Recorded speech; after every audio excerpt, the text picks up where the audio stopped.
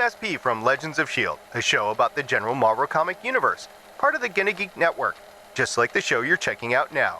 Shows on the network are individually owned and opinions expressed may not reflect others. Find other hilarious and fun geeky shows at GinnaGeekNetwork.com. Hey everyone, and welcome. This is PopXcast, where science fiction meets pop culture. We are a geek podcast for geek culture, so are you ready to get your geek on? Sit back, relax, put on that Ninja Turtle onesie, warm up those chimichangas. Ladies and gentlemen, this is PopXcast. You are listening to PopXcast, where science fiction meets pop culture. Captain's log supplemental. PopXcast.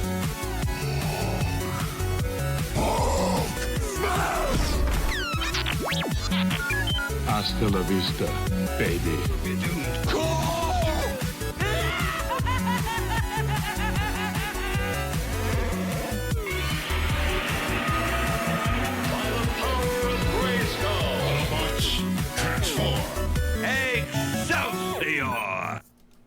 Hey guys, welcome to PopX, where science fiction meets pop culture.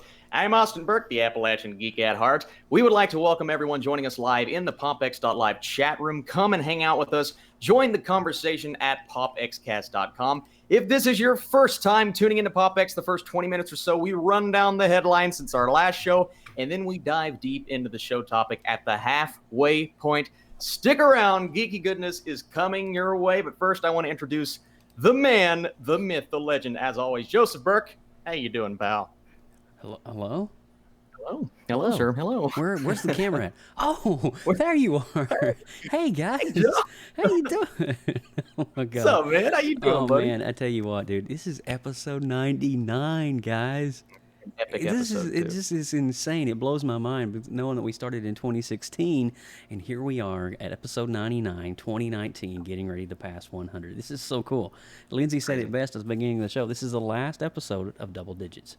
It is the last two-digit number. It'll be three digits from here on out, friends. Yes, the trifecta, indeed. Yeah. So I'm your host, Joseph Burke, Central Florida's seasoned comic book nerd and retro enthusiast. Now, be sure to head over to Google or iTunes after the show and click on that subscribe button, catch up on some amazing shows from the PopX archive, and while you're there, we'd certainly appreciate you showing us some love by leaving us a 5-star rating and review.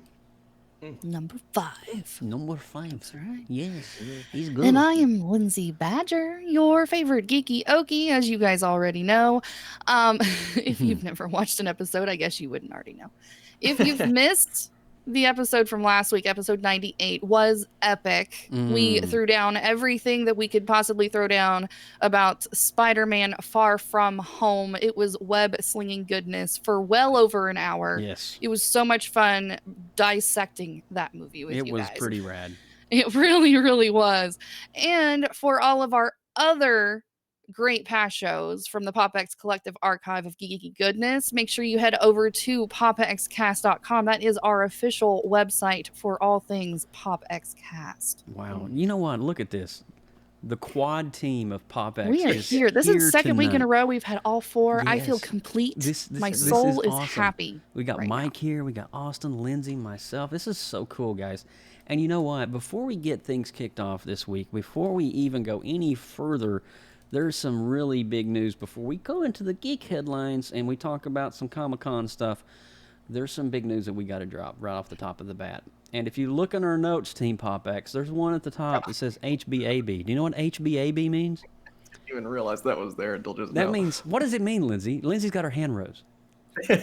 Happy birthday, Austin Burke. I think as a collective, we need to just stop since today is his birthday. It is actually his Is the today of the day of your conceiving?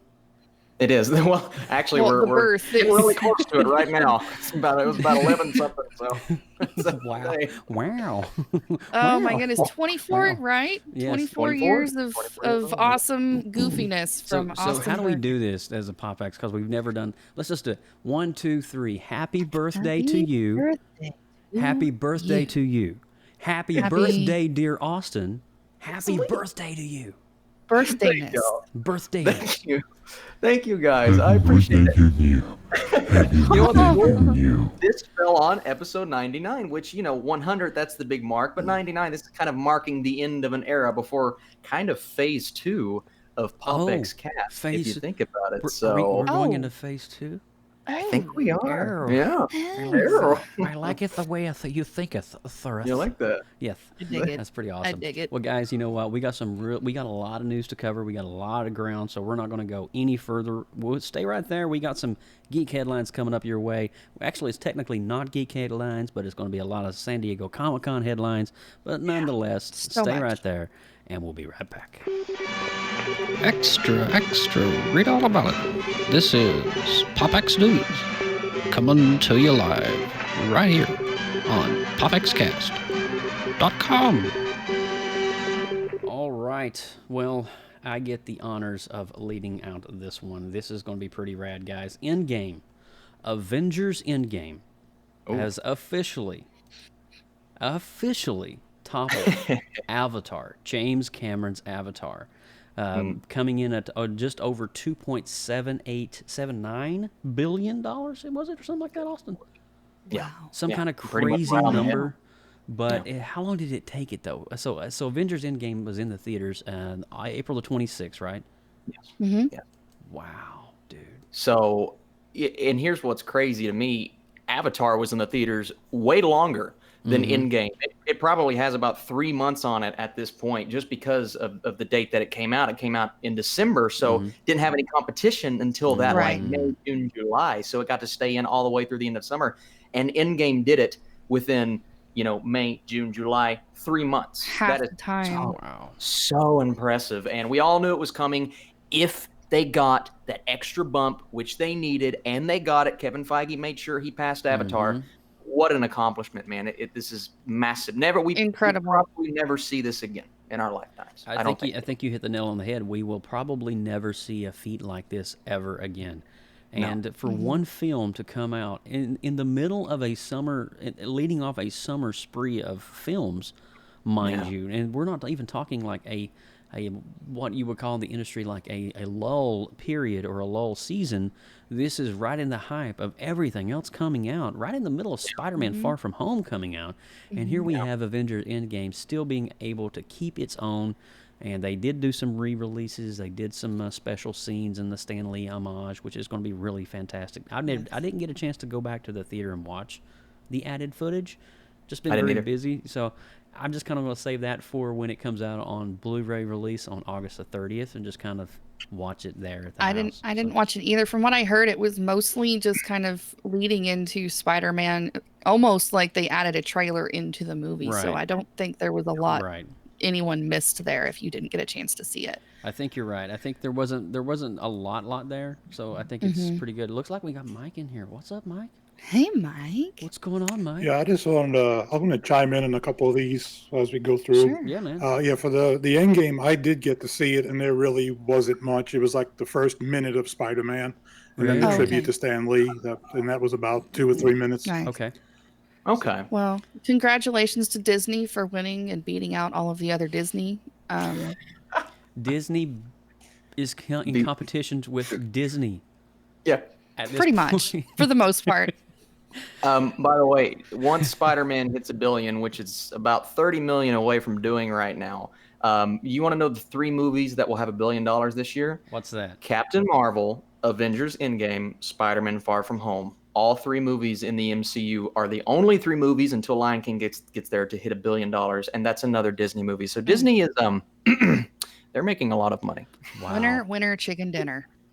And even with the combination now of Fox, 20th Century Fox, and just everything there, and those properties. Yep.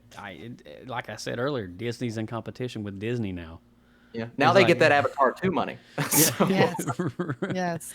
Indeed. So the House of Mouse is very happy this year. That's right. Unreal. That's right. It's unreal. So, Mike, what is up with the Orville this week? What's going on with Orville on Hulu? Did Orville get renewed finally? Yes, according to Seth MacFarlane, he was at San Diego Comic-Con, and during the panel, he had announced that there was going to be a season 3 of the Orville, but it was moving to Hulu. which was kind of unusual, which a bit of a surprise because, you know, they were talking about looked like it was definitely going to be renewed. The numbers are up there, Right. and then all of a sudden to end up on Hulu, something's just not sitting right. Interesting. And I'm thinking there was kind of another show that Seth MacFarlane is currently working on Showtime called The Loudest Voice, and it was about you know, the rise of Fox News. Oh. And for the life of me, I just started watching the show and I can't remember the main character. And it's kind of a shot at Fox and Fox News. So I'm wondering if that had something to do with it, where they're moving him off of Fox. Well, wasn't there a certain discrepancy recently with Fox, like where Fox, Seth MacFarlane had to be asked not to do anything else particular in this certain genre? He was actually commanded, don't do anything else in this.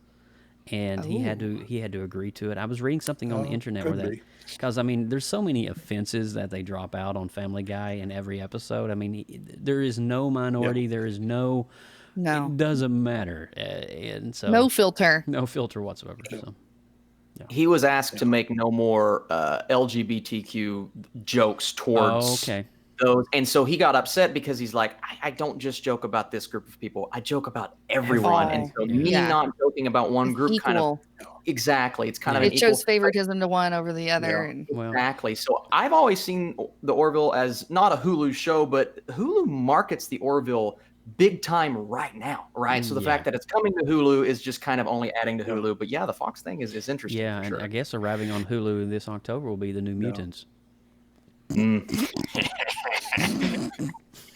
Yeah. Maybe. Short this year. Maybe. Oh man, that's so funny. So Orville season 3 is coming 2020. Look for more Seth MacFarlane greatness on Hulu, and as he makes the transition over from was it CBS? Is that what it's? Yeah, I believe it was All Access on CBS, wasn't it? Yeah, something like that. All right, so we got Crisis on Infinite Earths. Lindsay Badger, tell us what's going on in the world of Arrowverse. All right. Well, the CW is still kicking and cranking it out over there. And they announced this week that the Crisis on Infinite Earth is going to be featuring Brandon Routh as reprising his role as Superman. Okay. So he announced that with a good, you know, rip the shirt open and reveal the Superman logo, but it wasn't the regular Superman logo that we were used to, though. Okay. Can you guys elaborate a little bit on what that means? Do you know? Did you see?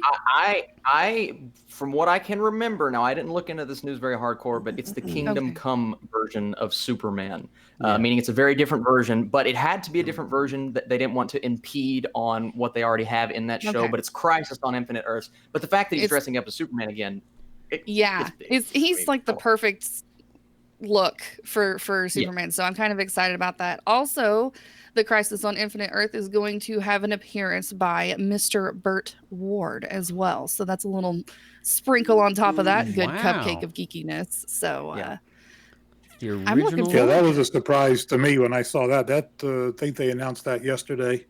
And as far as Brandon Routh coming back as Superman, he's going to be side by side with Tyler Hoechlin as well. They'll both be side by side as Superman. But the Burt Ward, they announced that he was going to be in it, but they didn't specify what his role was going to be in it. So we'll have 5 episodes to figure it out. It would be really cool, though, if it was like an older version of Robin. And, you know, you see like the old suit kind of folded up in a case, and he's kind of passing the baton in a way. That would be really interesting. I think it would be really cool to see that. That would be interesting. That would be really cool, right? So, you know, the Arrowverse is definitely, unfortunately, I'm a half season behind, and I do need to catch up before all this Crisis stuff. But there was, so we were talking about Kingdom Come, Superman, Brandon Routh. Was it going to be Red Sun, or was it Kingdom Come? I thought Kingdom Come, and then I think they announced a Red Sun animated movie coming to DC's animated world. Yeah. Well, that's going to be really interesting. If you never have followed the storyline of DC's Red Sun, it's very intense. It's a very adult-oriented graphic novel, and it's pretty awesome. But I would love to see that come to Disney Animation. And, you know, it's really interesting as we're talking about a lot of things here with DC. there was not a lot of DC at San Diego. It was very Anyway, quiet. so we're not going to say much about that. Just They didn't do that much. oh man! So Austin, what's going on, my friend? What are we Okay, doing so here? let's move. I like what you're doing there, You know Joe. what Let's I'm move doing, baby. from DC to, hey, Star Trek had a pretty big presence at Comic-Con. Let's talk about the Star Trek Discovery Season 3 announcement, like what's going on. First of all, have you guys been watching this show? I'm still on I've watched Season 1, haven't watched Season 2, but I'm hearing incredible things. How do you guys feel about that show getting another season? From what I've seen with season 1, it was spectacular. Yeah, I agree. think the visuals and the sets and the CGI is on point. I think everything is just beautiful.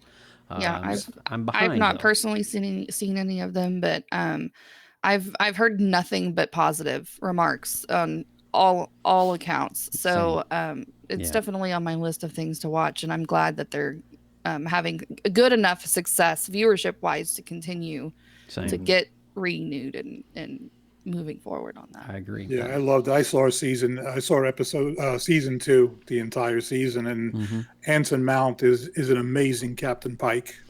Wow. And it's I don't want to give nothing away if you haven't seen it, but definitely get a chance to watch it. It is really good. I'm glad it's coming back for a third season. And the comment they made about it was they said season 3 will be going where no Star Trek show's gone before, so that'll prove interesting on how they're going to handle it. It would be really cool if Star Trek explored the multiverse aspect of their whole franchise. Yeah, where that's they're- getting really deep. Oh, dude, where you're merging Spock and Picard and Kirk and Pike and all these former captains and just everything, Deep Space Nine, and they're all interwoven. That would be pretty awesome. But I'm just saying. I agree with you. And, and right in the vein of Star Trek, too, I don't know if you guys have known this or if you've been falling off the radar and just completely off the grid. There is a Jean-Luc Picard series coming out, and they did drop the brand new official trailer, not a teaser, the full-blown trailer at San Diego Comic-Con just a few days ago. Yeah. And there is a couple of wonderful surprises in the trailer, one of which was Spiner coming back as Data. So this is going to be awesome, dude. He looks so good. Did you guys get to see the trailer for Picard? So you know how big of a fan my dad and I are of that show. We watched it together when I was gosh. growing up. I've told this story on the show before. Yes. So my dad was sitting here on my couch when that trailer dropped at Comic-Con this weekend. And I said, Dad, look what just dropped. He didn't even know this was going to be a show. And he flipped out. We watched that trailer together. And he's like, that's my show. That's my show. Dude, it was awesome. And seeing that little nod at the end with Data, I've never seen my dad so excited about a TV show. It was just like I had chill bumps. Yeah. It was Oh my awesome. gosh, that's Oh, it was adorable. I It was love awesome. it. Yeah, and you're immediately catapulted back to 1992, 93, when the Seriously. Star Trek The Next Generation was rocking the TVs. Oh my God, I mean, it was yeah. the biggest show on TV back in the day. It was, I think having it's been, I guess it was Star Trek Nemesis was the last time that Spiner reprised the role of Data, right? If I'm not mistaken. Yeah. So it's been a long time. Yeah. And so I'm a Trekkie from a long time back, man. I'll tell you what, I got to live long and prosper. So I'm really excited to see Sir Patrick Stewart reprise his role. And, of course, I know it's going to be awesome because it's freaking Sir Patrick Stewart. Enough said. He's the man. So a quick side note to that, less than 12 hours ago, Marina Sirtis was on her, I believe it was Instagram or Twitter, confirmed that there will be Riker and Troy will return. So that was just confirmed a couple hours ago, less than 12 hours ago. Wow. Lieutenant Riker returns. What? Are you kidding They me? said the beard will be back. Wow. That's funny. I mean, I've seen a couple of the Next Generation reruns. I never really got into it to watch like the full storyline. I started drinking the Trekkie Kool-Aid in Deep Space Nine and Voyager. One of those reruns, about just past your bedtime. You're not supposed to be up watching it. That's whenever I wanted to watch Trekkies. I like sneak it in here and there. That's so cool, though. But Good iterations. I like that. it's great. But you appreciate the Star Trek Oh, franchise. I love it. It's fantastic franchise. And the relationships and the deeply woven storylines that you follow with each character, it's just beautifully written. Yeah. Yes. Okay, All of Gene it. Roddenberry, scripts. what a visionary Gene Roddenberry was. Yeah. And I just think that's fantastic. And so continuing on with the news here, we still got a lot of ground to cover on San Diego Comic-Con. Mike, what's going on with Titans? What's up with them? Oh, there's a little bit of DC news came out of Comic-Con. A little bit. Titans will be back for season 2 in September. Right. Okay. Also, they've renewed Doom Patrol for season 2. Nice. And Young Justice will be back for season 4. Very good. Yes. Very So- good. That's awesome.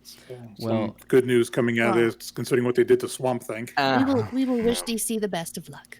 did we Look, ever- guys, and you know what though?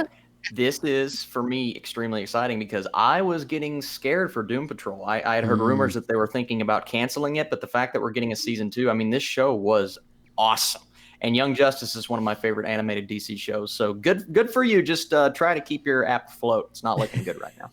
Yeah. Oh, man. Not looking good. They didn't make any big movie announcements either at all, Nothing. did they? Nothing. No. No. Well, There was all no massive movie announcements. They had some props there from Gotham Sirens, and that was about it. There was not a lot of meat and potatoes from the DC Suicide world. Squad 2 rumblings. Nothing. Matt Reeves got some flack though.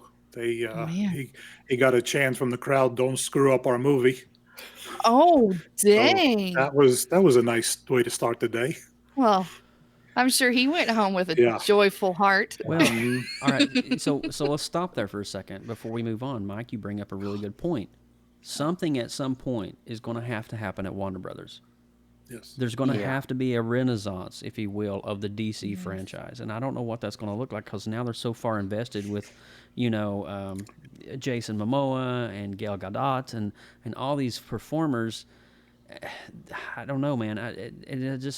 I'm seeing what Marvel is doing and their trajectory of what they're doing over Phase 4, and we're going to get into that here in just a minute. But I'm just like, oh my gosh! And you hear all these like, we don't want a Suicide Squad 2. Nobody asked for Gotham City Sirens. The only movie I'm excited for coming out is The Joker, and that's by Martin Scorsese. It's the only film that I'm really excited about on their franchise. Shazam was the best movie of the year. What about the sparkling Batman? Hey, you watch it. See, I'm pumped for Batman because Matt Reeves has delivered every time he's come to bat, and Robert Pattinson is the biggest star in Hollywood right Come to now. bat. He's been I see cast what you in did 3 there. massive blockbusters. You like that? Come to bat? Come to bat. That was pretty good. I didn't realize I did that. But I think the Batman's going to be great.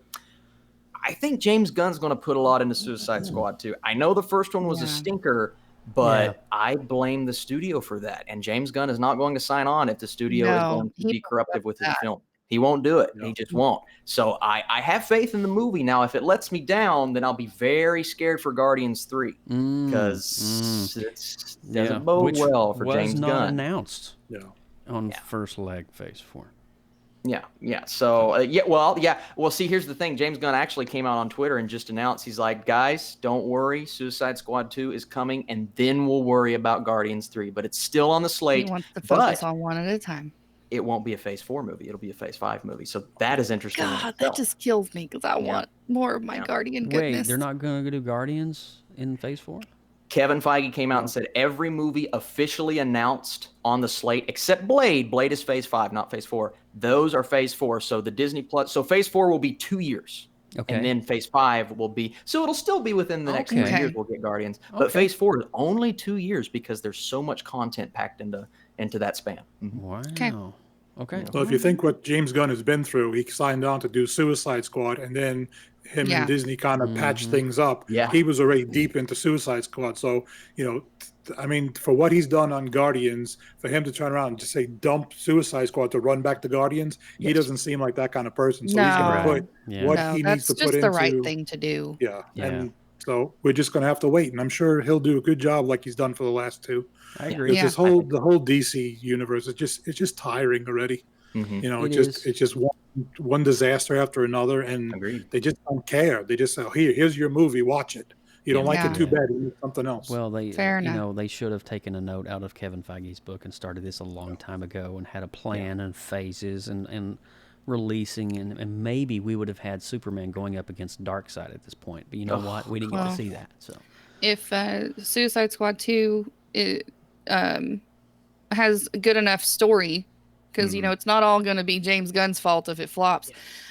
you know, That's the key. I hope that with his magical touch of artistry, swirling that magical potion together with a good script, maybe that will spark a positive direction. I believe he is co-writing the script, so I think he has a big hand in that pot as well. Nice. Yes, Nice. so that gives That's me a lot of nice. hope for the future. Well, absolutely. Moving on here, I want to make sure we have enough room for the big topic here. I'll cover a couple of these stories right quick. Family Guy, back to Family Guy.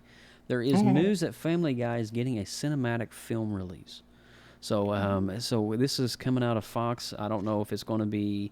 Is it going to be animated? It has to be animated, right? It's about time, because when the Simpsons movie came out, everybody was asking about Family Guy, and he said he's been working on it, but he wasn't going to release it until he had the right film. It looks like he has it. That's Really? exciting. Yeah, Okay. it was announced as part of the Orville during the panel. He made both announcements. Okay. Awesome. That it's I'm coming. surprised they didn't try to make Family Guy live action like every other movie. And as well, Seriously.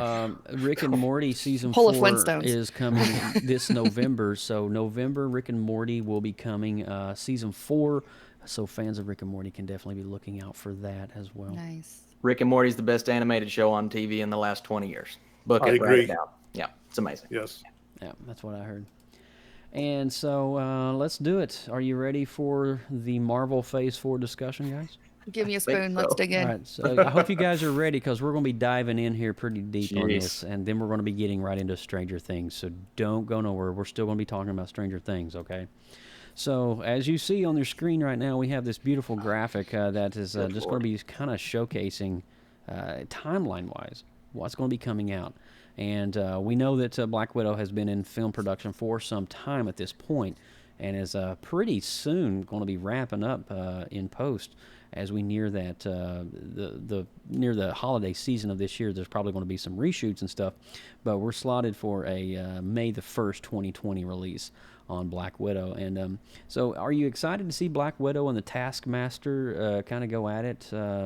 Is that Justin, or what do you think about Taskmaster coming in?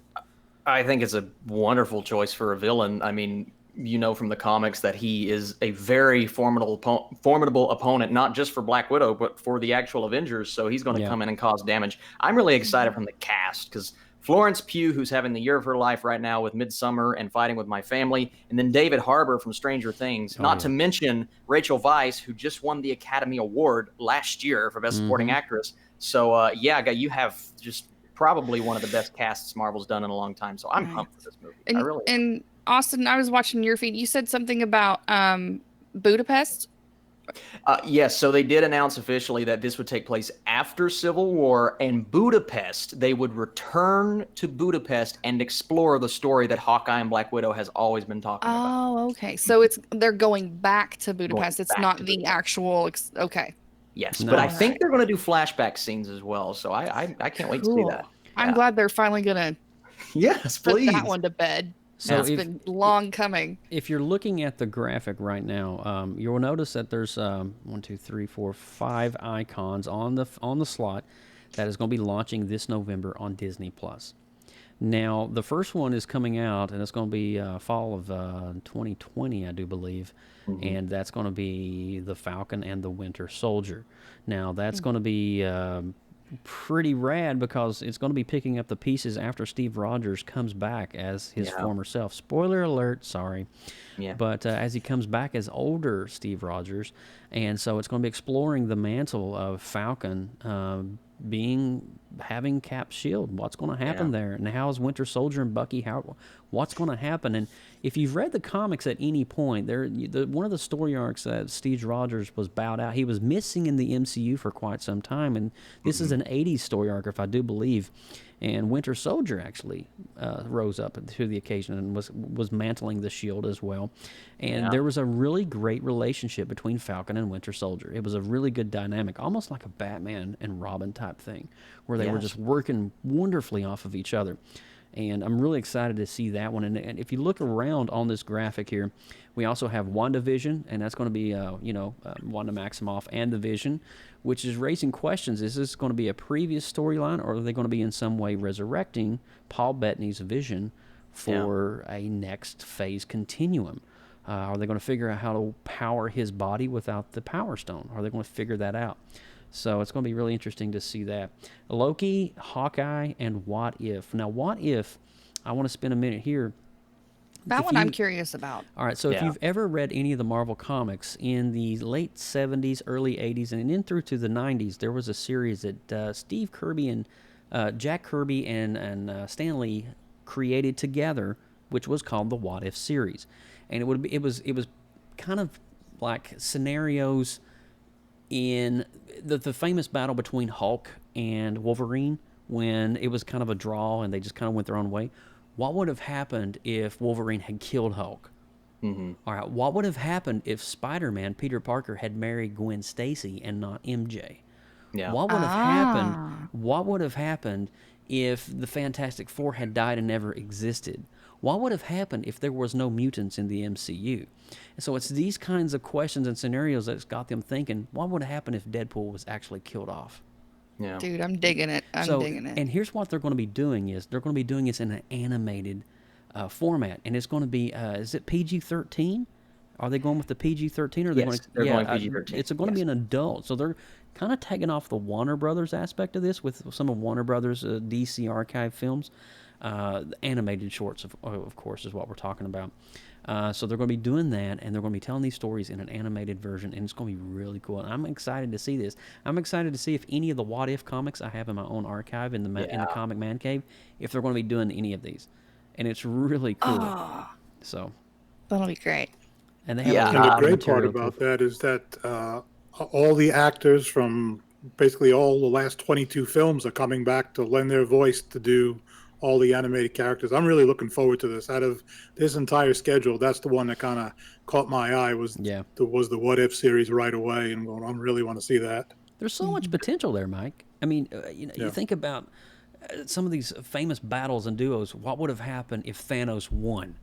There was a What If comic. What would have happened if he won? Mm-hmm. And it went through the whole thing of him courting death herself. Yeah, it was really crazy. Wow. The coolest thing about this, though, for me is one, the actors coming back is awesome. But then you have Jeffrey Wright from Westworld and Hunger Games fame is playing the Watcher, and he will be narrating the entire show. Wait, what? There's going to be a Watcher. The Watcher has been cast as Jeffrey Wright, who is a magnificent actor, and he is narrating every single episode of the show. As in the words of Johnny Carson, I did not know that. Yeah. Wow. And I feel like all of these shows, there's just little nuggets. Like for the Loki show, it's the Loki from Endgame that disappeared in 2012. It's for the Hawkeye Avengers show, it's Kate Bishop has been confirmed for WandaVision. Apparently, it ties straight into Doctor Strange too. Don't know how, but it does. And then for Falcon and the Winter Soldier, Baron Zemo is returning with his costume from whoa, back up. Who's Baron Zemo is returning in which one? He is returning for Falcon and the Winter Soldier as the main villain and will appear in every episode. He's going to be in his purple outfit? In his purple outfit. They showed concept art of his mask. Oh my God. I'll be right back. I got to go to the bathroom. Excuse me, everybody. Yeah. Oh my God, dude. They are really pulling out. Well, let's back up for a minute. So now that's a little bit of the Disney Plus. Now Disney Plus launches November of this year, and right off the bat, you're going to be getting Captain Marvel, Avengers Endgame, and Spider-Man Far From Home as part of the streaming platform, among a plethora of other Marvel films. But let's back up to November 2020, Eternals. Now this movie has been getting a lot of hype because of just the connotation in which the cast alone on this. The cast alone is insane. Lindsay, read the cast list if you got it pulled up. I do not have it available, but I can bring it up if you keep. I have it. Okay. Oh, of course, Austin. I have it pulled up. Angelina Jolie is playing Thana. Richard Madden is Icarus. Kumail Nanjiani is Kingo. Lauren Ridloff, who I'm not very familiar with, is Makari. Brian T. Henry from Into the Spider-Verse, he was the dad, is playing Phastos. Salma Hayek is playing Ajax. Dawn Lee is Gilgamesh. And little Leah McHugh, a young girl, is playing the young little superhero Sprite. The standout for me is Richard Madden from Game of Thrones, who I wanted to be Batman at one point. Angelina Jolie, magnificent actress. And Kumail Nanjiani, a pure comedian, is playing this crazy sword-wielding samurai, basically. This cast is insane. Wow. And insane. well, here's if you don't know anything about the Eternals, let me break it down for you. If you listen to the names Austin was just listing off, like Icarus and Gilgamesh, why do those sound familiar? Well, it's Greek lore. It's actually Greek gods and Greek folklore. So guess what? Thor is what? He's a god. Yes. So they're going to be talking about predating Asgard here.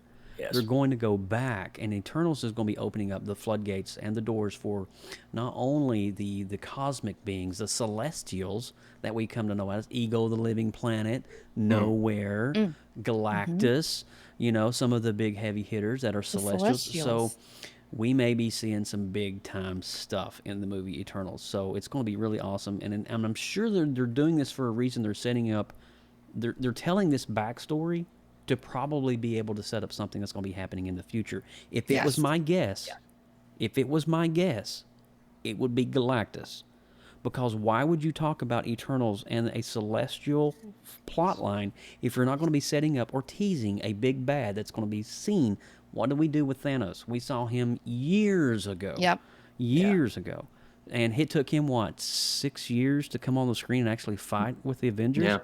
So think about what Kevin Feige, if you can jump into the brain of Kevin Feige here for a minute, you can see what's going on here with WandaVision, Eternals, Shang-Chi. I mean, they're going to be, as Shang-Chi, the Legend of the Ten Rings. Why does that, what does that even mean? Why do I need to care about that? Well, hello, if you've been watching Is this like Iron Kung Man Fu 1. Panda, but real life? No, listen, if you've been watching Iron Man 1, Iron Man, Tony Stark, was captured in a cave by who? The villains of the Ten Rings. Yes. And guess what happened in Iron Man 3? The villains of the Ten Rings, the Mandarin. All right, so that was a fake Mandarin, but in Shang-Chi, he's going to be fighting the real Mandarin. The legit one. Yeah. So this is going to be awesome. And so there's a little hit of that. Now, Doctor Strange, Multiverse of Madness. Let's talk about this one for a minute. This is Marvel's first ever film that's going to be decked as a horror film. The villain is going to be called Nightmare, and it's going to be taking place. It's going to be a mind-bending horror that's going to leave you on the edge of your seat. It's going to be very scary. There's going to be some scary scenes, and I think it may be even a little bit more higher than a rating that it has been. Joe, do you know how content. torn I am right now? Because Doctor Strange is my favorite Avenger, other than Groot, but he's a Guardian. It doesn't count. So Doctor Strange is like my favorite of all of the MCU Avenger crew, okay? But why are you torn? And then you're going to slap him in a horror genre, which you know I love so much, right? Mm-hmm. Slash sarcasm. Highlight with sarcasm. She didn't like horror. I hate horror. So I hope it's like Stranger Things level horror because I can handle that. I will be the first to tell you, Lindsay Badger, not gonna be Doctor that Strange originally was slated as a horror comic. Yeah. Well, you know what? So I know I you will like take your one for the mind-bending team spells, just so I can watch it. but they're going back. Yeah, what you need to do, what I would do, is Watch it with the lights if you on? have some medical cannabis handy or something. I'm just joking with you. No, make some brownies and get real jacked up. That way the scenes don't affect you that much. What? I'm just gonna have a Red Bull. Yeah. Oh, don't do that. You might have to go to the bathroom, and that might not be pretty. And then, anyway, They're small cans. It's okay. Lindsay Badger, you are funny. All right, so I moving want on to say really quick. Hang on. I want to Yeah. say before we move on, Doctor Strange. The fact that Scarlet Witch is in this movie confirmed as a co-lead with Doctor Strange is incredible. And two, Scott Derrickson, who has not only dipped his toe in horror, he directed Sinister and multiple other horror films. So we knew this was coming at one point.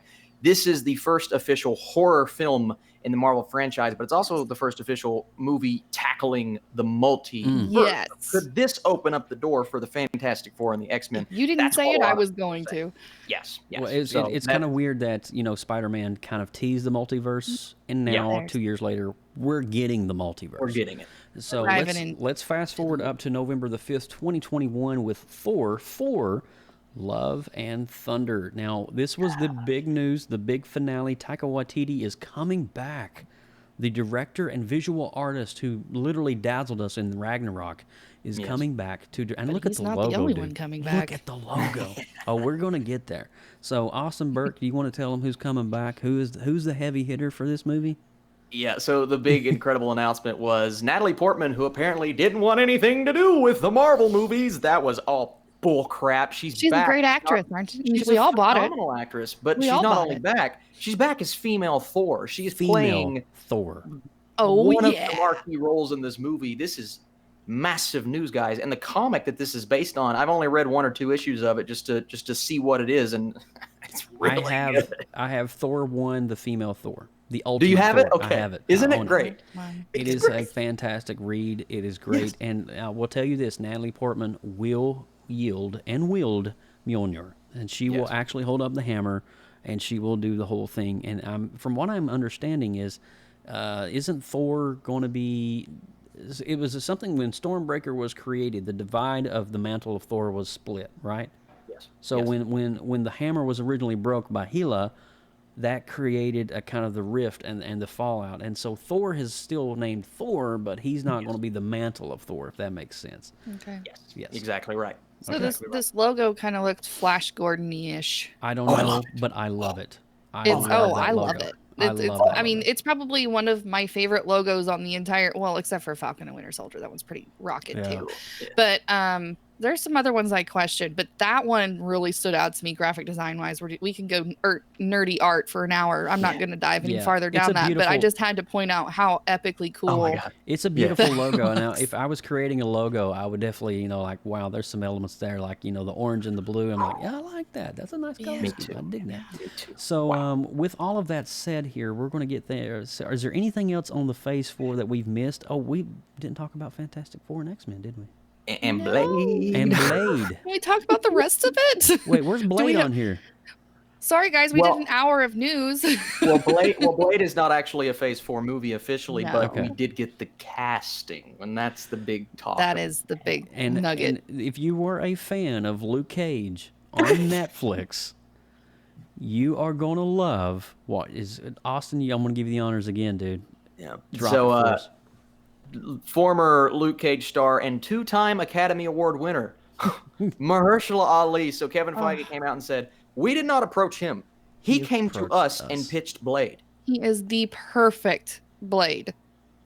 Mahershala Ali comes up to you and pitches anything, you accept it. He is the best. This is the best casting I've seen in 5. This is phenomenal. You can't get better than this guy. And for the record, Wesley Snipes himself has went on the record and said he is very open to come back and reprise his role. So it would be really neat if there was some way that they could include the multiverse, like pass the mantle of some sort, or exactly work together, like co-op. Mantle, who knows? Or just creating a brand new franchise. I listen. I love Wesley Snipes as Blade, but if we're going talent, Mahershala Ali can dribble him around as a basketball. I mean, it's not even close. Yeah, I mean, just watch season 1 of Luke Cage and just enjoy the dude's performance. He's such a good bad guy. I'm sure he's going to be even better good guy. I mean, really. Oh, he's going to be awesome. And then other news too, Kevin Feige was asked from the stage, hey, what about Fantastic Four and X-Men? He said, hang on, guys. Give me a couple of years. We've got it coming. Yeah. And so with what I just said about Eternals and all of this coming out, and they're introducing these movies for a reason, they're setting up something, we can kind of read through the lines. And, I don't know if you knew this or not, but Nightmare in the Multiverse of Madness in Doctor Strange 2 is actually, he's kind of a little bit of a, I want to say a cosmic devil in a way. And he's very evil, and he may be actually stemming from some of that like crazy Eternal lineage as well. Yeah. We don't know this extent of what's going to happen, but we know this is going to be like really crazy when it starts. Is this the first comments that Feige has confirmed of?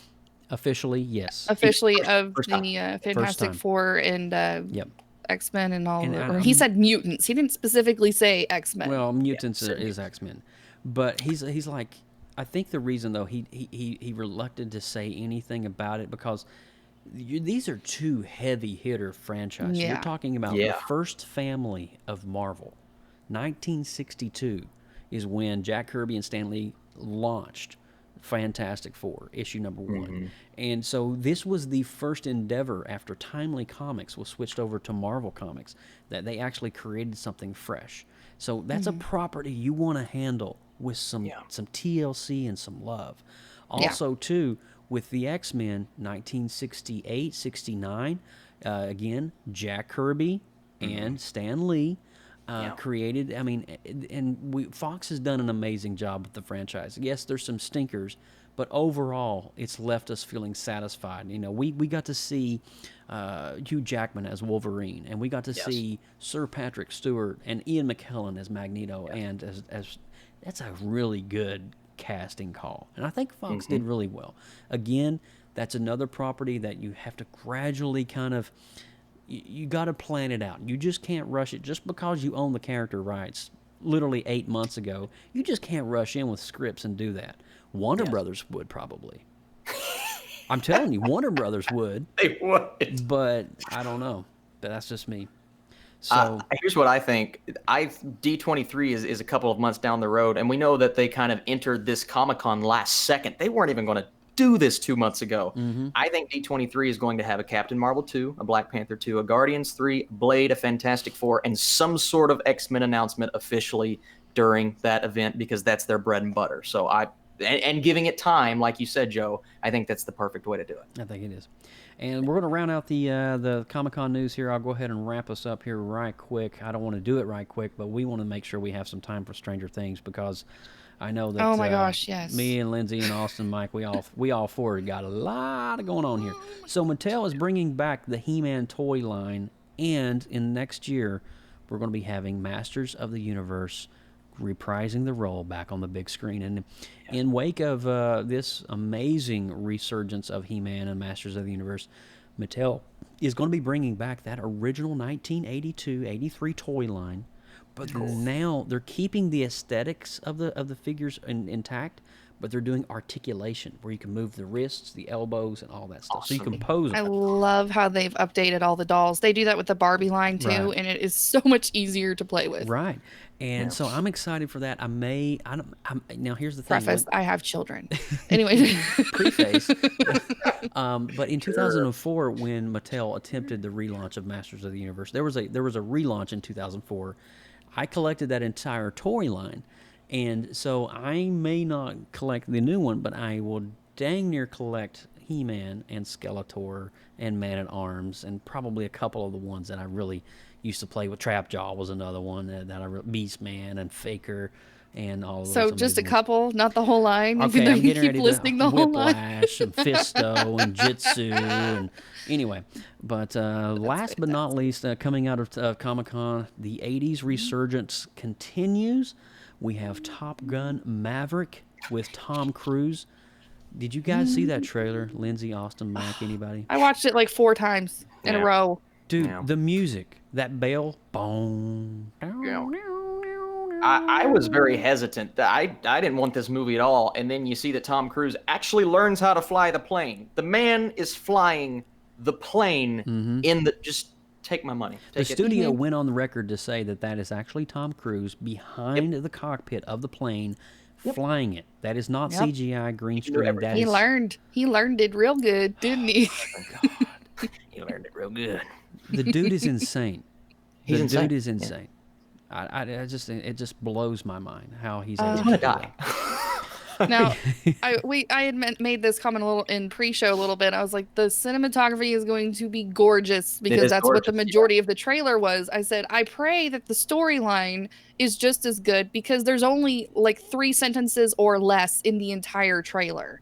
That's the key. That's not good. So if there's no story, it's going to be crap, even though it's pretty. You might as well just mute it and watch the prettiness, because that's about all it's going to be worth. I think there's something deep down inside of me, though. I will run to the theater and watch it anyway, because it's Tom Cruise and it's Top Gun, and I don't care. Just where's my credit card? Take it now. So. Oh, I'll be watching this in the theater, even if it's like a 0% on Rotten Tomatoes or whatever. And but lastly, on the docket, and I didn't mean to cut you short there, Lindsay. I just go want to for make it. sure We've got other things to talk about. It Chapter 2, the trailer dropped for that. This coming out this September, is it? This October? Yeah, I believe so. Right in time for Halloween. And let me tell you something, guys. You might want to put your big boy pants on and maybe some kind of like underoos or something, because you're going to crap yourself when you see the film. The trailer is, if the movie is any bit creepier than the trailer that we saw, there was moments in terror and horror film that I have never seen before in the trailer. Horrifying. It is completely horrifying. Nope, that's a bunch of And nope sauce. You can just roll out a barrel of nope sauce for this square. Roll it Nope. out. Roll it out. But Stephen King went on the record to say this was the vision that he had when he wrote the book all along. Wow. That right there is a fantastic moment right You there. can go back and look in his tweets. I think he said it this past week in light of San Diego Comic-Con coming out. If the author of the book, who created the universe of it, is feeling that, and I'm just like, okay, he's on. And I want to say right quick before we move on, and this is on the top of my head, but Halloween Horror Nights has announced officially, if you are in Orlando or Hollywood or Singapore, you not only get to see Stranger Things Season 1 and Season 2 houses and walk through them and dive into the underground upside down yourself. Cool. They've also announced for the first time in over 25 years, the guys with the photon packs are coming back. Ghostbusters is coming to Halloween Horror Nights Orlando. Nice. So you get to That's see gonna be Ecto cool. 1. You get to see Ecto 1, Slimer, all of that at Halloween Horror Nights. Austin, you need to get your ticket and get your butt back down here. We need to go to Halloween Horror Nights, bro. Please tell me they have the Marshmallow Man. Please tell me they have the Marshmallow They have already Man. said that every big character is going to be presented in the term. All right.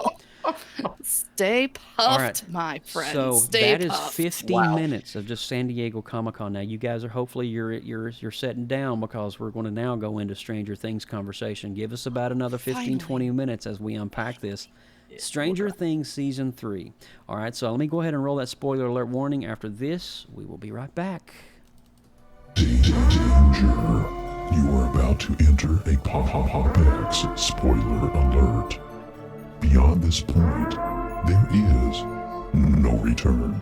You have been warned. All right, ladies and gentlemen, you have been warned. We are going to be going into the Upside Down and all things 11 and Eggo waffles. Oh my God. My God, I'm so excited about this season. Me too.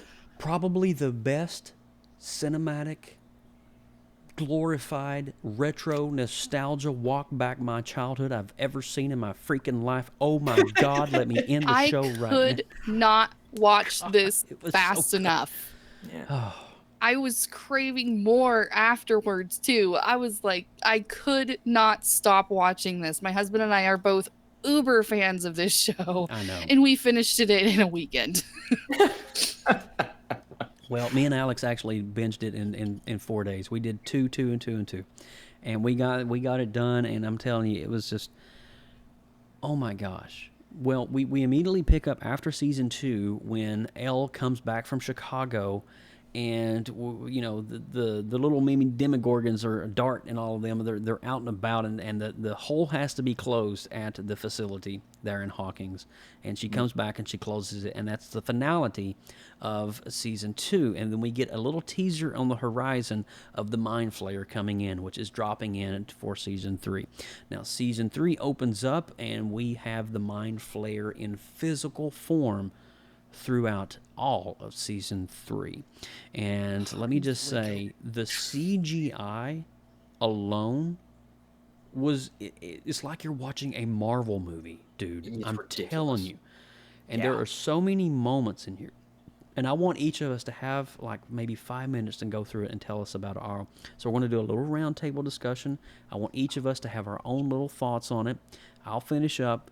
We'll come back, we'll rate the and then we'll rate the series, and then we'll talk about some of the retro things that we spotted that are callbacks or homages or Easter eggs to pop culture. And I want to start at the top with Lindsay Badger.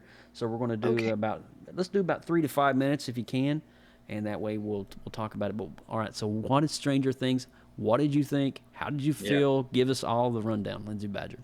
Oh my gosh. This is like this should be like a holiday.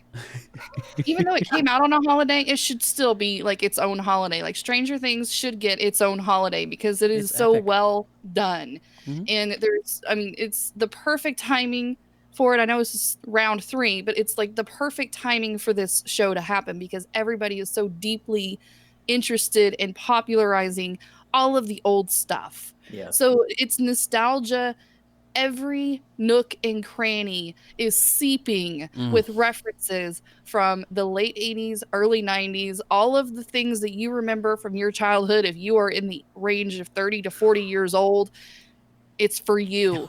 It's all for you. You will love every second of it. Your brain will explode by the end of the season. You have so much of your childhood slapping you in the face every time you watch this show. It's so good. Not only do you fall in love with your characters that you missed for the whole year all over again, they are now older. They are approaching their teen years. They're diving into puberty. 11 has started becoming more of a normalized person. She's a lot more boisterous in this season, so she has a lot more speaking roles, and it's not just half broken speech like the previous seasons were. So that was nice to see a little bit more of her personality develop. It shows teens struggling with dealing with relationships for the first time and how you deal with that. And there was a lot of feminine tropes in there, but they did it in a really good way. A lot about the women in the workplace and the expectations of women in the home. And, you know, all of those were touched on, but they did it really, really well. What else? God, there's just so much stuff. And I know we want to save some of like the Easter eggs for all of the references in there, but I have to talk about the Neverending Story. Oh, I knew you were going to go there. Please, I have to have this one because it not only is like it is a cultural phenomenon again after this show is released. Everybody has been like blasting Neverending Story. Even the beginning of our show had Neverending Story in it. Yeah. That is my number one kids like when you go. Okay, here's a retro story. Sorry, I'm like all over the place. No, you're allowed though. This is good. Childhood memory, going with my dad to the movie rental store. Not Blockbuster. It was some like mom and pop place down on Main Street. You go into the movie store. He lets you pick out one movie for the weekend, maybe two if you're lucky. Oh man, okay. All the feels. And they have to be turned back in by Monday. You only have 2 days. I cannot tell you how many times I have rented the Neverending Story. Probably, and the other one was like Care Bears or some, like, you know, Rainbow Bride or something. Neverending Story, I promise you, at least every other time came home with me. Wow. I've watched it that many times. Wow. That's awesome. I have like half the script memorized. I know Joe can attest to it because we quote it. Well, me and Lindsay, often. we will sit here sometimes and just start quoting lines from the Neverending Story. Yes, say my name. Anyways, so whenever they started the duet, nobody heard or saw that one coming. That was an out of left field, glorious pull from the writers and the developers of this show. Oh man, all the feels. I started tearing up. It was just really? the perfect moment of emotional perfection because of the chaos that was going on. You've got like the hunt for Red October, Russian stuff happening over here, and it's like the world's about to explode, and you have to put everything on pause. Yeah. To make the girl happy and sing a duet that he doesn't want to sing in front of his friends because he's trying to be the cool guy and save the day. And he just busts out this angelic voice, which we already know the actor can sing really well, but the character itself is busting out this angelic voice and the singing and totally 100% geeking out over this duet. And it was the most perfect thing I have seen all year. It was amazing. And I will be done after this. It's just that's all I have to talk about was Neverending Story. I'm so glad though that you got to share the part about Neverending Story because I was hoping you would be the one to kind of like own up and talk about it. So good. I mean, there's so many other good things. Oh yeah. But if I'm gonna have to squish my time down just a little bit, that is one I wanted to geek out about the most because that was the moment. That was the moment of the season for me. Well, let's turn over to Mr. Mike Ippolito if we can here for a minute because I want to touch base with him and I wanted him to be able to just chat with me here. And Mike, not only are we huge fans together, my brother from another mother in Atlanta, Georgia, you live where they filmed this place. And so Oh yeah, it's just, and to see those places, just kind of like, okay, I know where that is. And just That's so the weird. Starcourt Mall is just, there's a little ways up north here in the old Gwinnett Place Mall. So that's, just, it's my little added thing to that. But as far as, this is my favorite season so far. I think they absolutely killed it, with just the way they laid out the whole story. When you have Robin, Steve, and Dustin, you have Joyce and Hopper, you have Eleven and the gang, and then you have Nancy and Jonathan, and then they all, it flips from each group, and then towards the end of the season where it all comes together and they join in, like in the start of episode 7 into 8, and it's just like one big movie. And it was just the way they did it. And the soundtrack, again, the Dixon and Stein just completely killed it. Epic. As far as some of the old retro, the retro music, the old 80s style music, but it addressed, like Lindsay said, addressed some stuff like women in the workplace and the teenage years and stuff like that. It was just, I just couldn't get enough. We knocked it out in one day. Wow. We just couldn't get enough of it. What was, for you, Mike, from your perspective, what was the standout moment that just kind of spoke to you from season 3? It's actually a funny one. It's actually where, towards the, I guess, where they're all in the car going to the carnival there, and Joyce and Hopper are just constantly yelling at each other, and just Murray comes out of the back and just lets loose on both of them. I thought it was just, I thought it was just hysterical. I just busted out laughing. I thought that was just brilliant. Just pull over. Just like pull this car over and just get it over with. Well, it was actually Lindsay Badger that was telling me that you can call Murray's phone number and you can hear a voicemail. He will give you a voice message if you call the number from the show. Yes. And we need to post that number here. Yes, I heard about that. You need to post the number here, and that way people, when they get done with the show tonight, they can call it and listen to him talk. It's hilarious. It's awesome. Go ahead, Mike. I didn't mean to interrupt you. Oh, my God. But No, that's fine. And just during the 80s, the Cold War and the Russians, hopefully, it just started out with the Russians are here. What was the point of, what they were trying to do to get into by opening the gate? What was the point of what the overall goal was, to get into the gate? Was to get to the other side? Was it to release, what was there? It was just that was just kind of, I was hoping, to get a little bit more out of that. But it's just, the nostalgia of it, which, I have a couple ideas I'll leave like towards the end for, a few Easter eggs that I had in mind. But it was just, the story was just amazing. They did a great job. I'm looking forward to season 4. The end, it's just, I have like 2 thoughts on the end. It's either going to be, it'll either be Hopper in that cell or Dr. Brennan, either one. I'm going with either one on that, but I couldn't. Yeah, so I'm hoping season 4, if it is Hopper, I'm hoping the route that they go with season 4 is to the release of Hopper and to get him out of there, and then lead into season 5 where they take on the Mind Flayer for the final time, either on Earth or the Upside Down, destroy him, and then have the show end from there. I'm hoping for a 5th season. They say it's a very good possibility. So it's such a cultural and pop cultural phenom now. Yeah. And a money maker too for Netflix. And why would you want to get rid of your cash cow, even though Disney's pulling out? Netflix and Stranger Things, man, it was birthed on that network.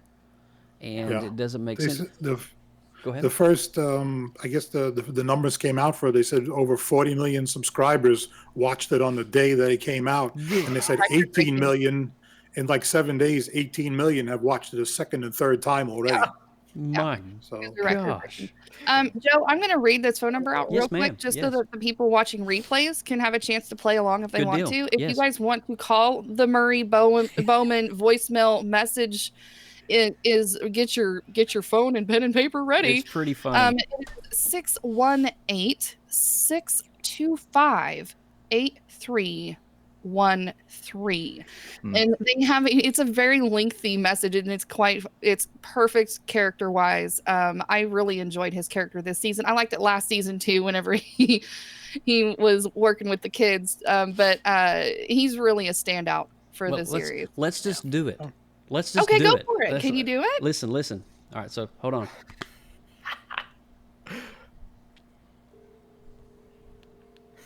It's called.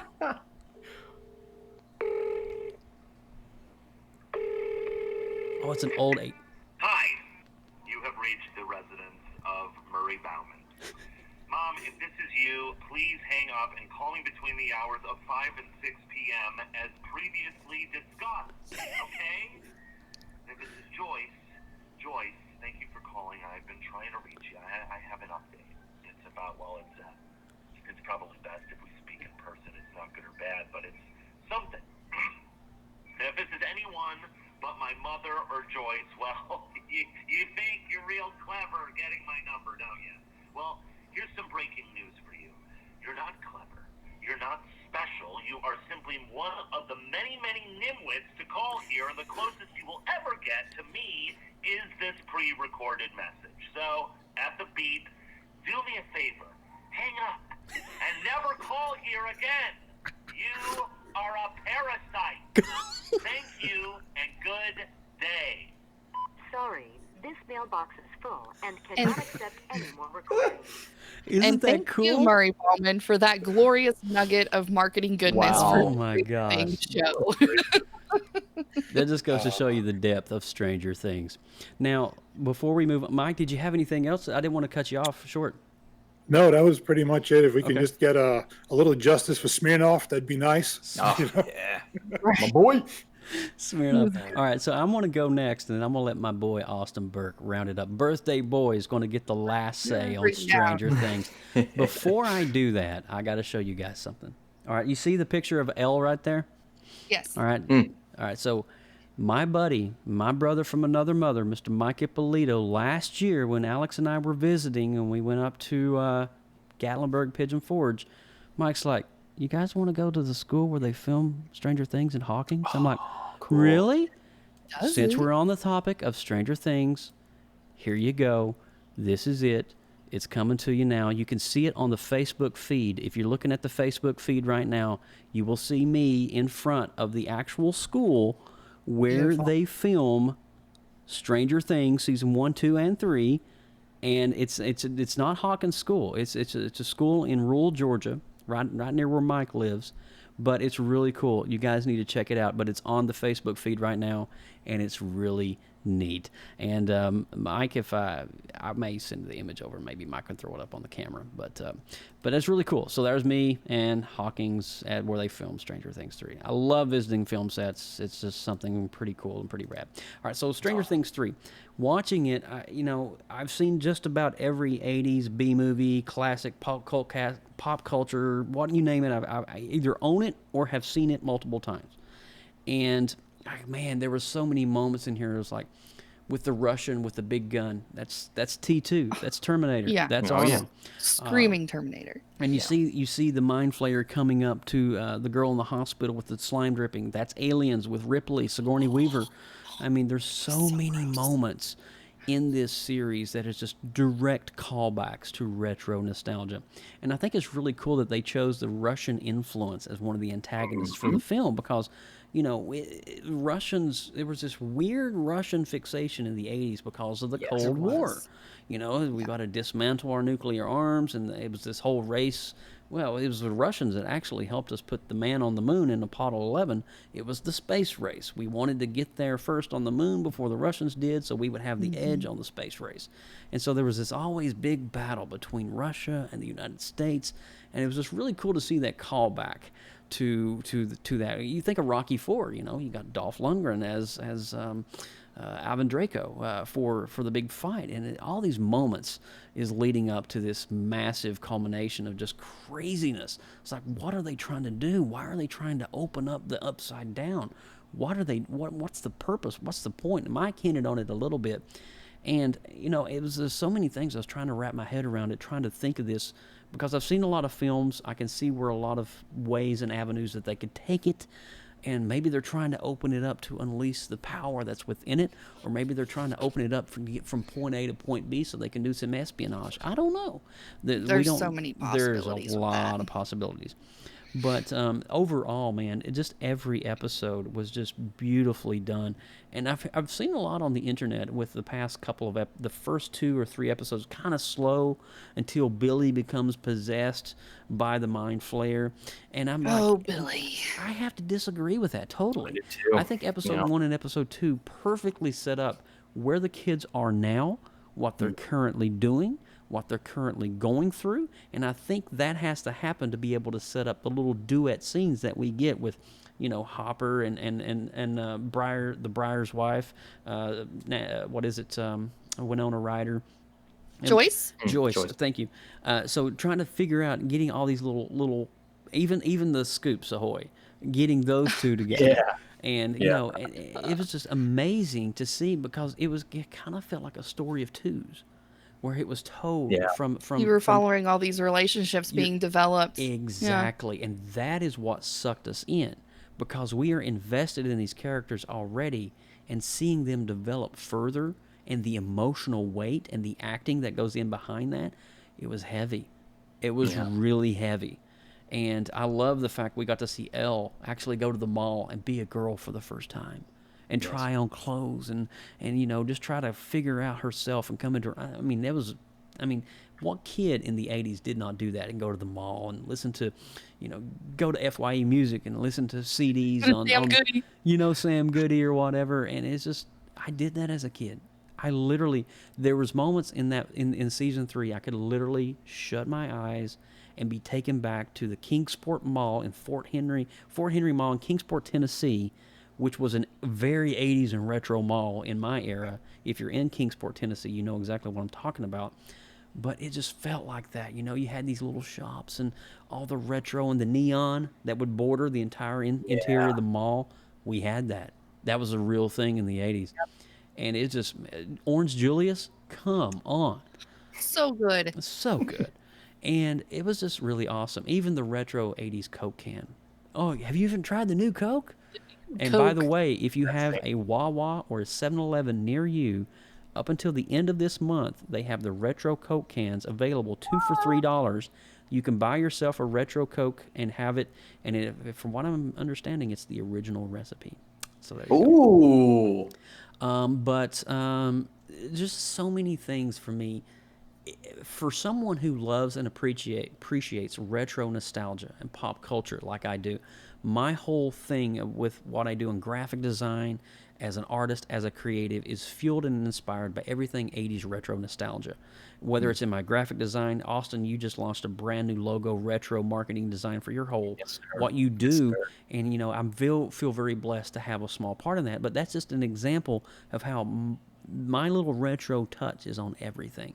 And just seeing something like this paying so much wonderful homage to my childhood and the things I grew up with, not only cinematically, but just the aesthetics of the mall and how it looked. And it was beautiful. It was beautiful. I have nothing more to say, but it was just fantastic.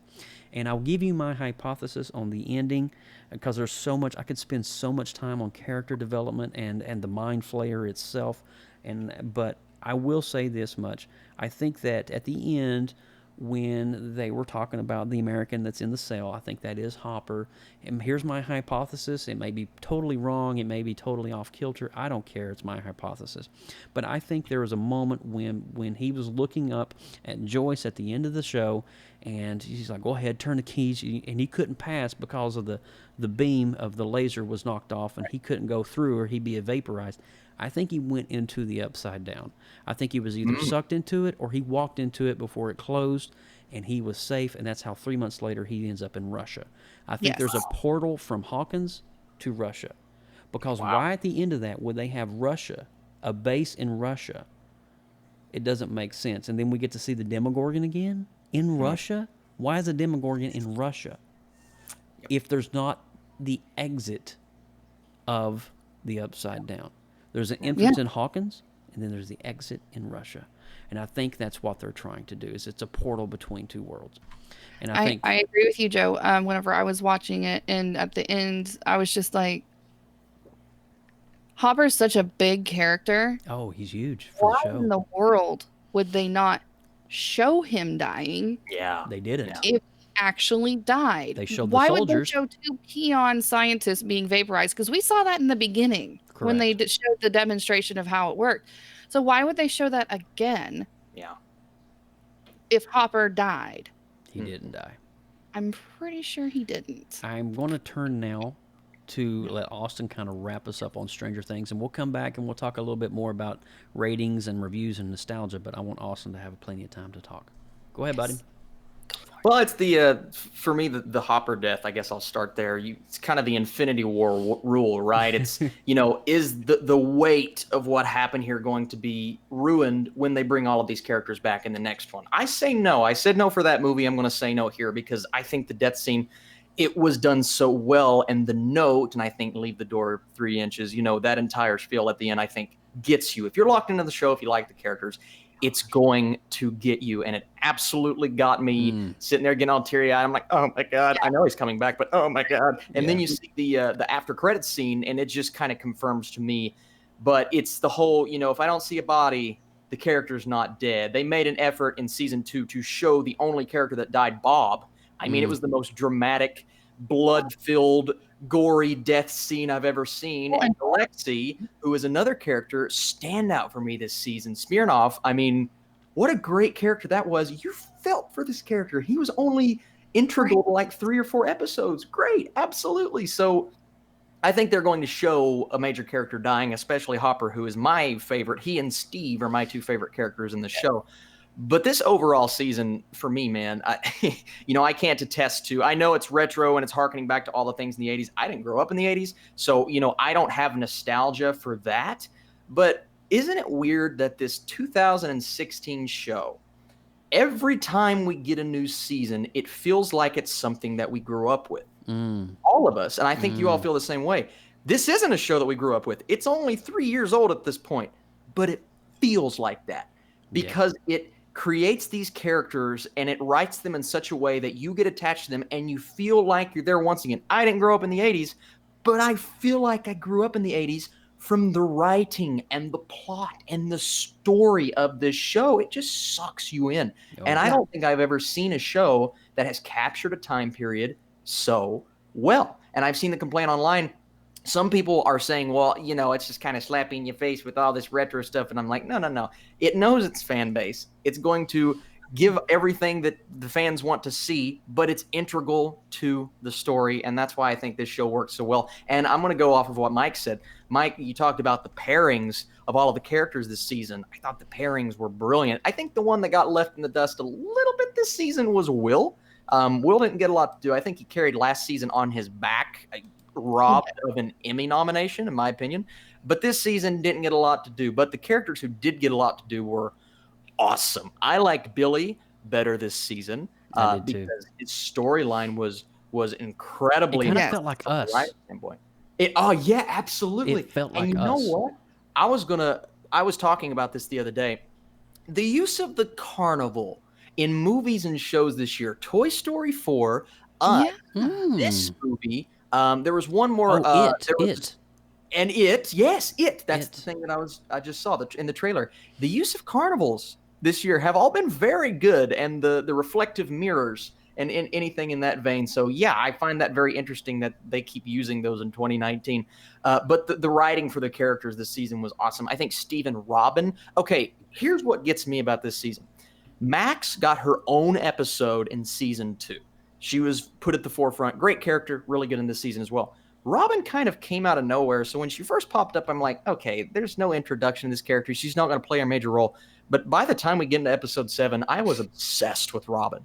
She was a great character. And that swerve, it caught me off guard. But the way that Steve handled it, instead of getting aggressive and angry, he accepted it and he started joking with her. He just said, and there's a friendship and a bond there with Dustin and Erica, who was hilarious this season. Didn't expect her to play a major role, and she did.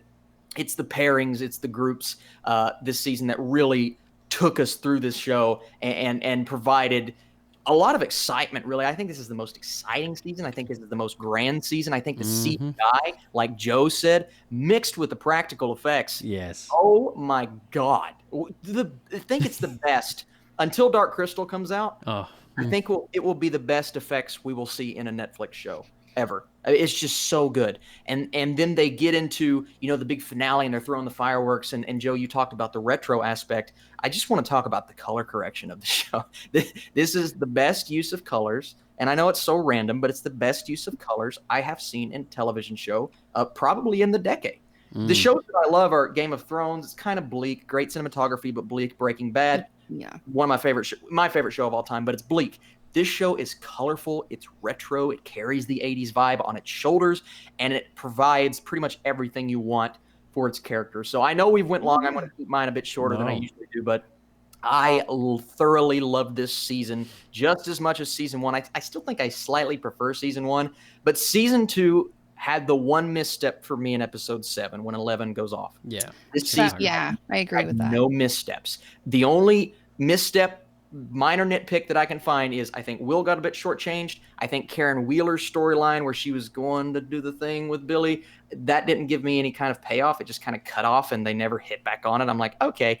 And then I'm kind of with Mike on a few questions about the Russians, but I think we'll get a lot of answers in season 4. Yes. So I'm excited for that. So those are my thoughts. I love this season. Awesome. Nice. Well, before we wrap up here, I want to make sure that we give our official score rating as well on a 1 to 10, and we can use decimals as well. So we're going to go with Lindsay. Lindsay, 1 to 10. What is the official Stranger Things PopX review? Well, the cherry on top of the season that I didn't even really expect to see was the great Dread Pirate Roberts returns from Princess Bride as the creepy mayor. Yes. This is true. That was the sprinkle on top of the geeky nostalgia cupcake for me. So I'm going to have to give this season an 8.8. Nice. That's really good. Mike, what about you, my friend? What do you give Stranger Things? 3. I'm going to go quite a bit higher on this because I love it. And Austin said he didn't grow up in the 80s, and you don't know what you're missing. You don't know nothing. The 80s was a good time to be alive. Yes, it was. But, I'm going to go pretty high. I'm going to go with a 9.7 because I just loved everything about this. And the only thing that kind of put it down for me was that whole Karen and Billy thing, which kind of lasted like a season and a half. With their whole kind of interaction thing that did nothing. They could have done away with that and, added somewhere else, added more to something, another story, part of the story. But just the nostalgia in it. I mean, it started from right at the beginning where I guess Nancy and Jonathan together, the alarm goes off and she jumps up and runs out. He gets up, puts his pants on, he falls over. That's right out of Back to the Future. Back to the Future. Right there. Yeah. And I don't know if you noticed this or not, Mike, and even but with the camcorder Billy in the parking lot. Yeah, the camcorder that Dustin is holding is the actual same red RCA camcorder from Back to the Future. Not the same one, but the same make and model. There you go. Yeah. Wow. Yeah. So. I probably missed that one. And even with Billy's in the parking lot of the mall and he's racing towards them, yes, right there. I mean, it was just full of Back to the Future. Yeah. And the one that I caught the last minute, I love the soundtrack to this, and I buy them on vinyl. The new season should be coming out here soon. But Kyle Dixon and Mike Stein, they do a phenomenal job, and they are actually featured in the final episode where Robin is in the video store where they're applying for the job.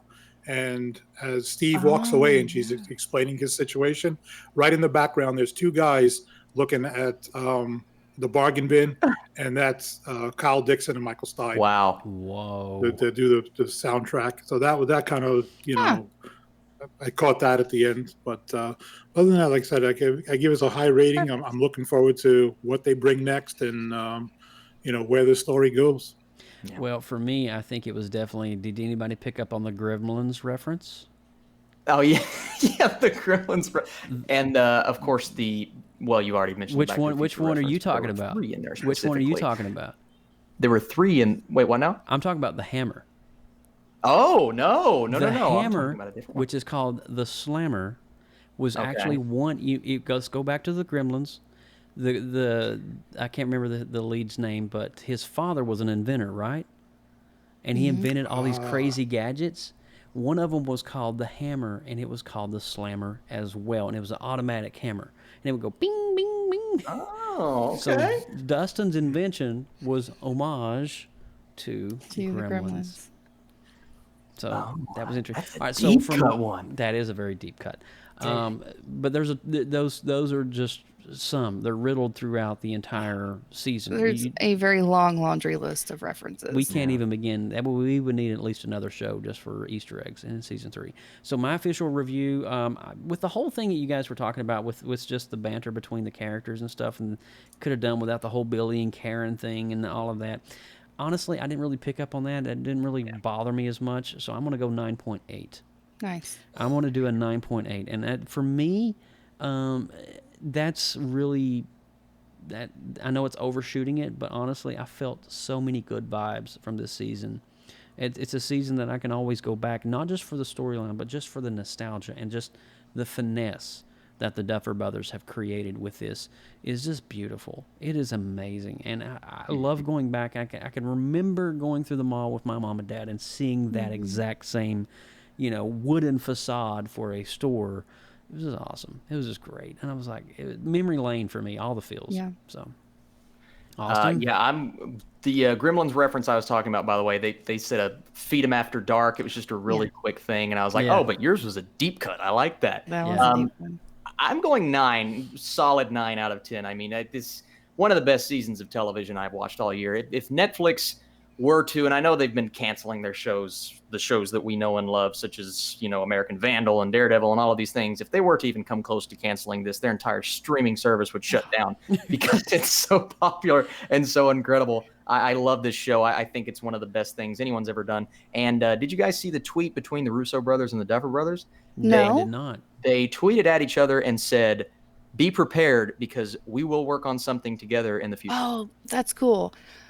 Really quick, before we do any sign-off stuff, I wanted to talk about Erica because she played a really big role in this season that she hasn't played at all in the previous seasons, and they've actually discovered that she herself is a nerd.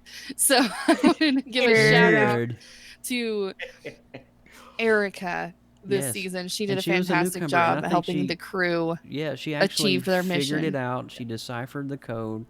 And she helped them, and I thought that was really awesome. I think she was a great addition to season 3. Yeah, me too. Awesome, and she serves up some mean ice cream too along the way. Oh, that's Robin. Yeah, Robin, but yeah. But I was talking about Erica, the little black girl. No, you weren't. Oh yeah, she was. Yeah, they all nice. So Erica reminds me of America. Did you think? Did you Here's think that? One more thing, real quick.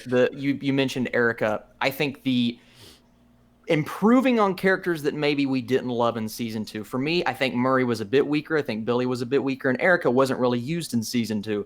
In this season, they improved pretty much every single side character and the main players we already know and love. So I think the writing is getting stronger. And the Duffer Brothers, when this show is over, I think they should start tackling projects from the 80s that did not get enough attention. You guys mentioned the Last Starfighter sequel or whatever a while ago. Imagine if they attach themselves to that. That would be and beautiful. They start working on 80s properties, things that maybe people don't want remade. They redid Neverending Story. Oh my God! Yes. I'm just gonna please, say that. Dude, that is awesome. my case. Anyways, So I'm kind of happy that they didn't focus 100% on circle around Will again, because that was getting kind of tiresome for me. And I think they really focused more as being a group. Mm-hmm. Yeah. So that I kind of liked as a kind of a breath of fresh air of kind of renewing itself. Nice. All right, guys. Wow. What a crazy jam-packed episode this was. I mean, Stranger Things, seriously, we can literally sit here for another hour and a half and totally banter about all the feels of this season and how much we love it. Team PopX, we can't speak enough about it. It's just amazing. It is cinematic glory. It's epic retro nostalgia through and through. and it's done beautifully and to perfection. And that only comes through with the Duffer Brothers. And so I'm very happy with that. And you know what? I'm excited for season 4. And I want to give a huge shout out to all of our friends over on Facebook and Hear and Get Vocal and everybody else that's seeing us. Yes. Sean Hockney, good to see you again, my friend. And as well as Luke and Big Bad Brad and just all the amazing guys hanging out with us tonight. There's tons of people. We had Josh in here earlier as well. But we did an 1.5-hour episode tonight, guys. Just going to say that. Just going to say that. I feel like we barely scraped the surface. We of did. Stranger Things. We did, and it was though. a Stranger Things show. Well, we spent 35 minutes talking. I alone. know. There's just so much there you can unpack, but Yeah.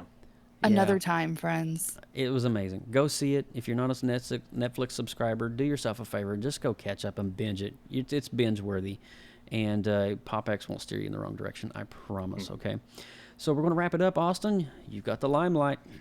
You guys can follow me on YouTube at Austin Burke. I did 4 Stranger Things centric videos, so you can go look for those. And at the Burkinator on the Twits and the Instagrams. We are part of an amazing network called the Gonna Geek Network. For all things even more geeky, head over to gonnageek.com and check out some amazing podcasts on our home network. Connect with us on social media. You can find us on Facebook, Instagram, Tumblr, Twitter, and Pinterest, all at PopXcast. Send comments and suggestions via email at popxcast@gmail.com. And for future and past shows, visit our official website at www.popxcast.com.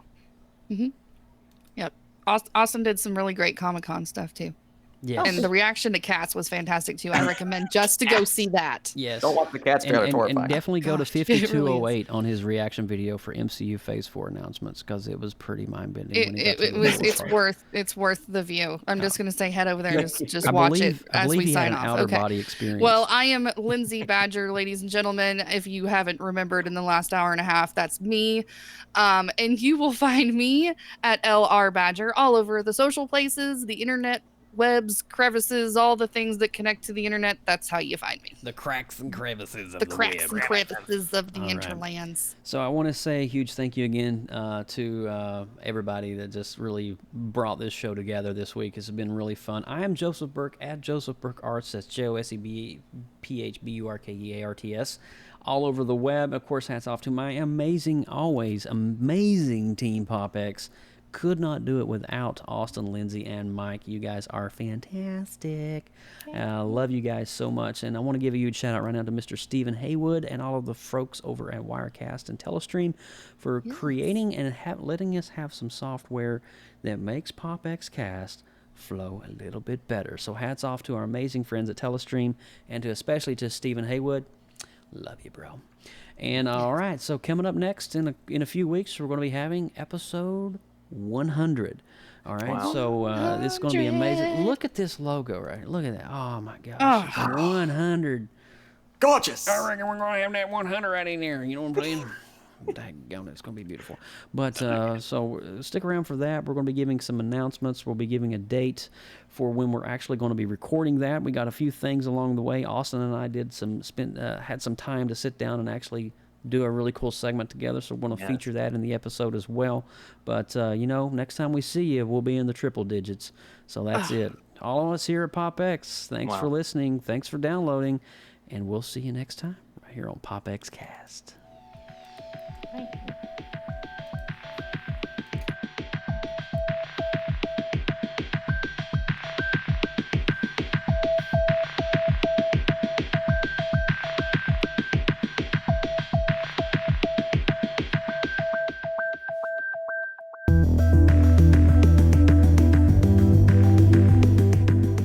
From everyone at PopXcast, thanks for listening. Please make sure to like our Facebook page, facebook.com/PopXcast, and click the follow button to get our live stream notifications. Drop us an email, popxcast@gmail.com. Be sure to check out this and more great content on the Gonna Geek Network at gonnageek.com. Get your geek on!